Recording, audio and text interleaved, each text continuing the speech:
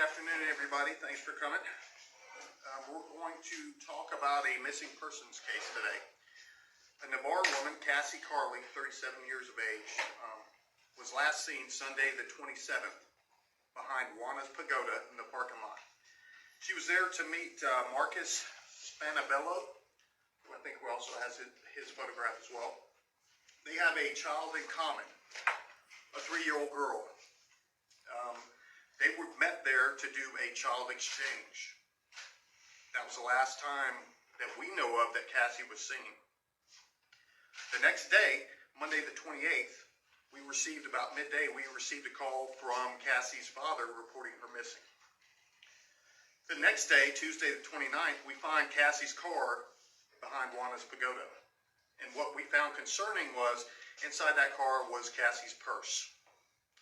And as you know, most women don't leave their purse behind when they go somewhere. So that caused us a little concern.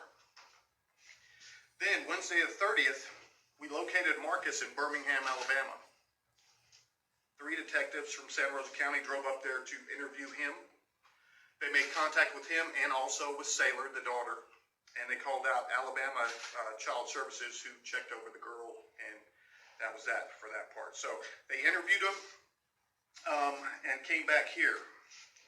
Right now, we're currently in several different, I guess you could say, phases of this investigation, but we would like to thank Okaloosa, Walton, and BSO for their assistance, as well as L.T.L and the FBI. Currently, like I said, it's an ongoing investigation, so I don't know how many questions I can answer, but feel free to ask me what you want to. So, yes, ma'am. Are there any specific spots that you are searching right now, or any specific efforts that you can share with us? Not at this time. I can say the search is ongoing, but I can't tell you any certain locations. Can you confirm whether the search is beyond Santa Rosa County? Yes. Yes. Can you give us any information about why some of the people involved in this search went to Freeport yesterday? I don't know the answer to that one. Okay. I mean, we didn't send them there. No, it was the community-led search. Okay. Yeah, I don't know. Yes, ma'am. We talked to friends and family who all point their fingers toward Marcus when it comes to information that could lead to finding Cassie, and they believe he may know something about her disappearance. Do you feel like that's a fair statement? Well, I can say it's an ongoing investigation, and he was the last one to see her that we're aware of. So obviously, we are intent on speaking with him again. Yes. Have any restrictions been put on him about leaving where he's at or the country? Not by us. No. Yes. Can you give us any sort of insight into what his story of events were when you interviewed him? No, I can't. Is there anything beyond just the purse being with the vehicle that leads you to believe that she didn't just walk off on her own?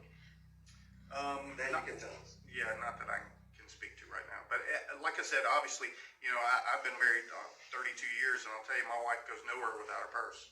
So to think that she just left it there and just walked off is, you know, that's what concerns us. Did you interview the child, or was there anything from the story about the drop-off from the child? No, we did not interview the child. Now, like I said, Alabama Protective Services responded out, and I can't really comment on what they said. Yes. What was his connection to Birmingham? Was he like in the process of leaving, or does he live there, or what? No, I think he had a job site up there that he works at. When you say her purse, is that like all of her, like her ID, all that stuff is still in the car, or just a purse? There were things in the purse we won't comment on, but there's things in the purse that, like I said before, we don't think she would just up and leave. She was last seen almost 4 days now. Can you speak to whether that's concerning to keep going yet another day with no sign of her? Oh yeah, it's very concerning. I mean, you know, and we take everything seriously. Missing persons cases, a lot of them, you know, we find the person, everything's fine. But usually you don't go 4 days without hearing from them or them using a credit card or a cell phone or something. And right as of now, we have none of that. So yeah, we're concerned. So you can confirm that she's had no cell phone or credit card activity since Sunday? That we're aware of. Okay. Yeah. And that's why we have, you know, we didn't just assign a detective. Our entire major crimes unit is working this. So you've got 10 detectives that's pretty much all they're doing right now is trying to locate Cassie. At any point, do you plan to identify a person of interest in her disappearance if this continues? Well, Yeah, definitely. If we develop a lead or we develop information that points to a person solid, yeah, we'll have another press conference without a doubt. Is, Yes. How many witnesses have you guys interviewed, approximately? Ballpark. There's really not a whole lot of witnesses to. So I would say 5 or 6 right now. Because when you start talking about witnesses, they meet by themselves together in this parking lot to do a child exchange. I mean, is it typical to get major crimes in on the first couple days of a missing person case? it is when certain things pop up, like you find a purse in the car. I mean, that worries us. So yeah. Yes. Have you all had any luck with surveillance video or anything in that area? I know it's out on the beach. But. Yeah, we have. We've seen a bunch of video. The problem we have with some of it is, it's getting dark and that kind of thing. So we're still examining video. So yes. You said that you're concerned and worried. Can you speak to, are you specifically concerned that it's a possible kidnapping or any other crime? I mean, her life could be in danger. Well, when we look at this, we consider her missing endangered. In other words, we don't know what happened to her. We don't have any evidence specifically pointing to a homicide or abduction or any of those. We just know that the way she has gone missing concerns us greatly. And you said that, if I go to another question, that the search has gone outside of Santa Rosa County. Can you say that it has gone outside of the state? Have you contacted other agencies? Yes. You believe Cassie's alive? I'm not really going to comment on what I believe. It doesn't really matter what I believe. I mean, evidence is what we go on. And right now, we don't have enough evidence to determine if she's alive or if she's deceased. We don't have that kind of evidence right now. Did you call the FBI to get involved, or did they volunteer? How did that They process volunteered. go? And where do you go from here?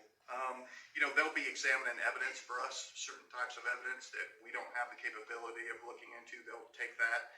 L.T.L, same way. They have certain software programs and things we don't have that they do, and hopefully they can help us. Yes, ma'am. Were you ever able to determine if there was any problems with Cassie's car that you guys have?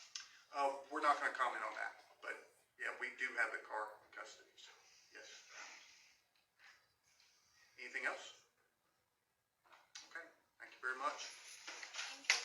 Oh, and before we go, Crime Stoppers. Thank you, Rich. 850-437-STOP. If anybody out there has any information about Cassie and her whereabouts, you may not think it's a big deal to you, but if you give us some information to these detectives, it may be the thing that breaks the case. So if you have any information, call Crime Stoppers. You're totally anonymous, and you can get a reward. So thank you very much.